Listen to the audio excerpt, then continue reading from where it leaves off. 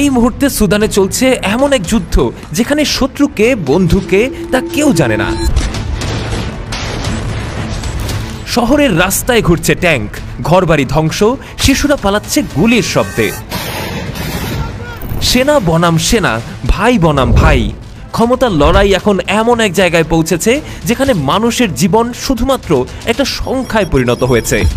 ইতিমধ্যে 1.5 লাখেরও বেশি মানুষ নিহত, কোটি কোটি মানুষ ঘরছাড়া, এমনকি নিজেদের দেশে নিজেরাই হয়েছেন শরণার্থী।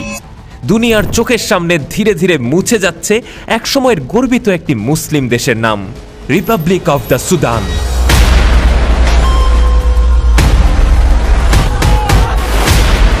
Sudan's civil war. Civil war for over 2 years. Killings by Sudan's paramilitary.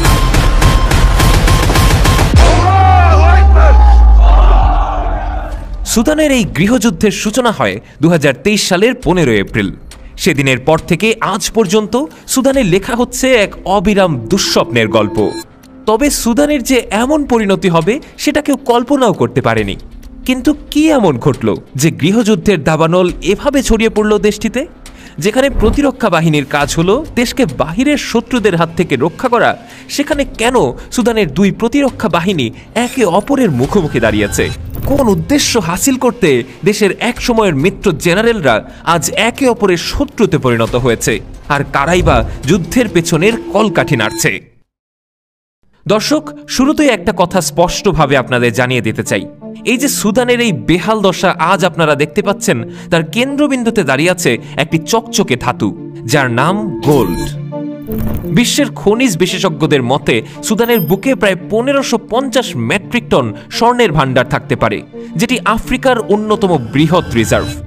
প্রতি বছর এই দেশ থেকে খনন করা হয় প্রায় 100 টনেরও বেশি স্বর্ণ, যার বেশিরভাগই সরকারি হিসাবের বাইরে কালোবাজারে হারিয়ে যায়। আপনি হয়তো ভাবছেন, এত বিপুল পরিমাণ স্বর্ণ থাকা দেশের প্রতিটা মানুষই বোধহয় ধনী হবে। নিশ্চয়ই তারা অনেক বিলাসবহুল জীবনযাপন করে, কিন্তু বাস্তবতা একদমই উল্টো।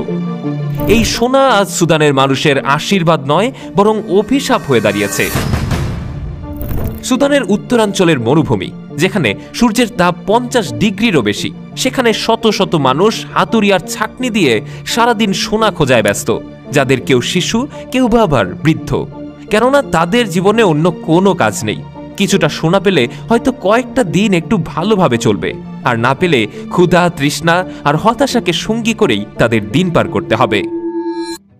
একদিকে সরকারি সেনাবাহিনী, অন্যদিকে আধা সামরিক বাহিনী। দুপক্ষই চায় নিরীহ মানুষগুলোর রক্তে রঙিন এই সোনার খনিকে নিজেদের নিয়ন্ত্রণে রাখতে। এই নিয়ন্ত্রণের খেলাকে ভালোভাবে বুঝতে হলে আমাদের ফিরে যেতে হবে 1956 সালের সেই সময়টাতে, যখন সুদান স্বাধীনতা লাভ করে। যদিও স্বাধীনতার সেই স্বপ্ন মুহূর্তেই ছিন্ন ভিন্ন হয়ে যায়, কারণ উত্তর ও দক্ষিণ সুদানের মধ্যে শুরু হয় ক্ষমতার টানাপোড়েন, জাতিগত আর ধর্মীয় ভেদাভেদ। ফলাফল হিসেবে দেখা গেল একের পর এক অভ্যুত্থান, সেনাশাসন আর গৃহযুদ্ধ। এই অস্থিরতার মাঝেই উত্থান ঘটে এক সামরিক ব্যক্তিত্বের, যার নাম হল ওমর আল বাশির। 1989 সালে তিনি এক অভ্যুত্থানের মাধ্যমে সুদানের ক্ষমতা দখল করেন। তিনি দাবি করেছিলেন, আমি এসেছি দেশের শান্তি ফিরিয়ে আনতে, ন্যায় ও নিরাপত্তা নিশ্চিত করতে। এবং সত্যি, বাশিরের শাসনের প্রথম দিকে দেশটা যেন একটু স্থির হতে থাকে। দক্ষিণ সুদানের যুদ্ধ থেমে যায়, তেল বিক্রি বাড়ে, যেখানে সেখানে বন্দুকের শব্দ কিছুটা কমে আসে। কিন্তু শান্তি বেশি দিন টিকল না, কারণ বশিরও নিজেকে স্বর্ণের লোভ থেকে আর সামলাতে পারেননি। 2000 সালের পর থেকে সুদানের মাটির নিচে স্বর্ণের হদিস মিলতে শুরু করে। বলা হয় এই দেশটিতে আছে 1500 মেট্রিক টনেরও বেশি স্বর্ণ, যা আফ্রিকার মধ্যে অন্যতম বড় রিজার্ভ। আর এই খবর জানাজানি হতেই বাশিরের সেনাবাহিনী, মিলিশিয়া, এমনকি বিদেশি কোম্পানিগুলো স্বর্ণ খননের নামে এক নতুন যুদ্ধ শুরু করে দেয়। স্বর্ণের রাজনীতি ধীরে ধীরে দেশটাকে আবারও টেনে নেয় আগুনের ভেতর।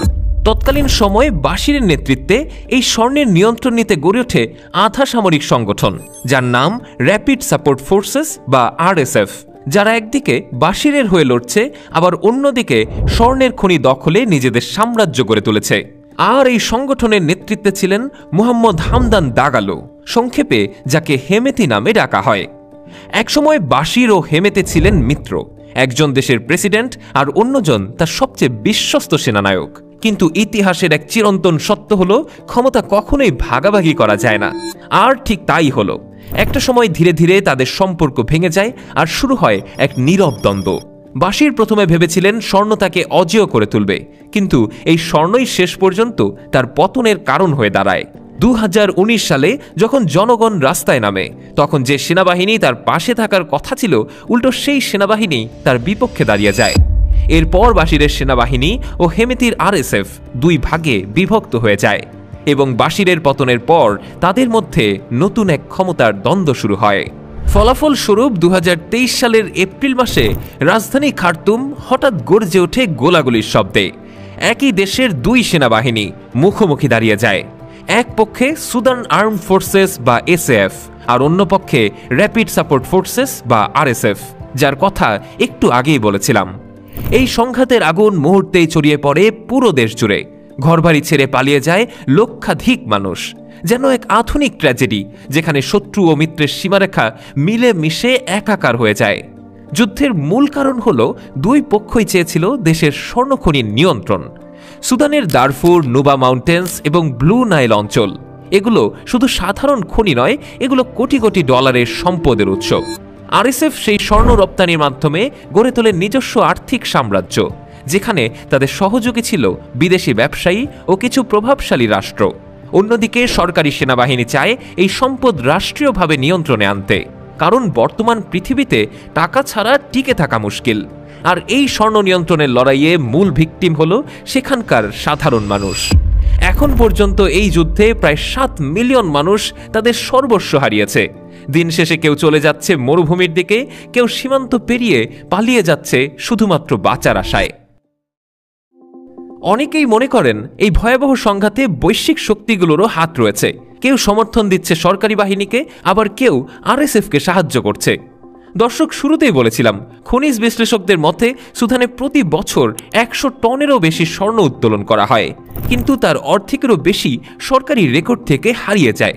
এই সোনাগুলো যায় অজানা পথে, কখনো ট্রাকের কনভয়ে, কখনো বিমানের কার্গোতে। অধিকাংশ সময়ই তা চলে যায় প্রতিবেশী দেশগুলোর সীমান্ত পেরিয়ে। পরে এগুলো আন্তর্জাতিক বাজারে কালো সোনা হিসেবে বিক্রি হয়। কিন্তু কারা এই চোরাচালান পরিচালনা করে, যার উত্তর আপনাকে বেশ খানিকটা অবাক করবে। কারণ সরকারি সেনাবাহিনী SAF এবং আধা সামরিক বাহিনী RSF উভয় পক্ষের মানুষই এতে জড়িত। তারা স্থানীয় শ্রমিকদের দিয়ে অবৈধভাবে সোনা উত্তোলন করায়, পরে সেটি বিক্রি হয় বিদেশি ব্যবসায়ীদের কাছে। অনেকেই বলেন এই সোনা রপ্তানির বড় অংশ যায় মধ্যপ্রাচ্য ও ইউরোপের কিছু কোম্পানির হাতে, যেখানে আনঅফিসিয়াল চ্যানেল দিয়ে সেটি বৈধ করা হয়। যদিও এর সুনির্দিষ্ট প্রমাণ নেই, কিন্তু এখানেই গল্পটা তখনই আরও জটিল হয়ে ওঠে যখন বেশ কয়েকটি আন্তর্জাতিক রিপোর্টে দাবি করা হয়েছে RSF বাহিনী তাদের উত্তোলিত স্বর্ণ বিদেশে বিক্রি করে অস্ত্র ও যুদ্ধের জন্য অর্থ সংগ্রহ করছে।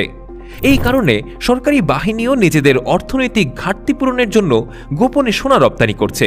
ফলে সেখানে এক ধরনের গোল্ড ওয়ার ইকোনমি গড়ে উঠেছে, যার প্রতিটি বুলেট, প্রতিটি ট্যাঙ্কের পেছনে জ্বালানি হিসেবে কাজ করে এক একটি সোনার টুকরা। অনেকেই মনে করেন বিদেশি ব্যবসায়ী ও কিছু প্রভাবশালী দেশ এই লড়াইকে নিজেদের স্বার্থে ব্যবহার করছে, যাদের ব্যাপারে বলতে গেলে সবার প্রথমেই আসে দুবাইয়ের নাম। আপনি হয়তো এটা শুনে অবাক হচ্ছেন যে দুবাই সেই ঝলমলে শহর যেখানে রাত জাগা বিলাসিতা আর আকাশছোঁয়া টাওয়ার। হ্যাঁ, সেই দুবাই। কিন্তু এই আলোকিত শহরের নিচেও আছে এক অন্ধকার গল্প, যা শুরুটা হয় আফ্রিকার বালুময় মরুভূমিতে আর শেষ হয় মধ্যপ্রাচ্যের সোনার বাজারে।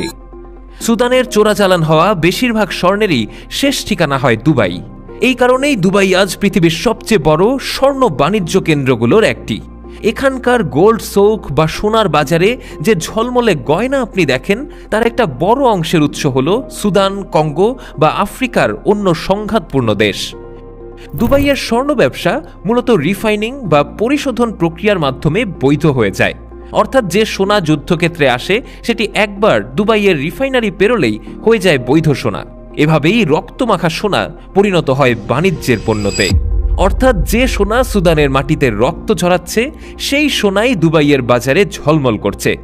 তবে এ কথা উল্লেখ করতেই হয়, দুবাই সরকার কখনো এসব অভিযোগ সরাসরি স্বীকার করেনি, বরং তারা বলেছে আমরা আন্তর্জাতিক মান বজায় রেখেই স্বর্ণ বাণিজ্য করি। তবে আপনি যদি ভেবে থাকেন এই যুদ্ধের সাথে শুধুমাত্র দুবাই জড়িত, তাহলে আপনি ভুল ভাবছেন। কারণ এই যুদ্ধের ছায়া পড়েছে মস্কোর দিক থেকেও।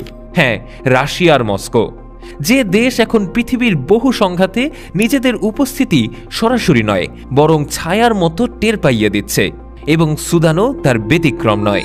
সুদানের স্বর্ণ এখন এক আন্তর্জাতিক রিসোর্স ওয়ারের অংশ, আর এই স্বর্ণের স্রোতে রাশিয়া অনেক আগেই হাত বাড়িয়েছে। বিশেষ করে রাশিয়ার প্রাইভেট মিলিটারি গ্রুপ ওয়াগনার, যা দীর্ঘদিন ধরে আফ্রিকার বিভিন্ন দেশে নিজেদের প্রভাব বিস্তার করছে।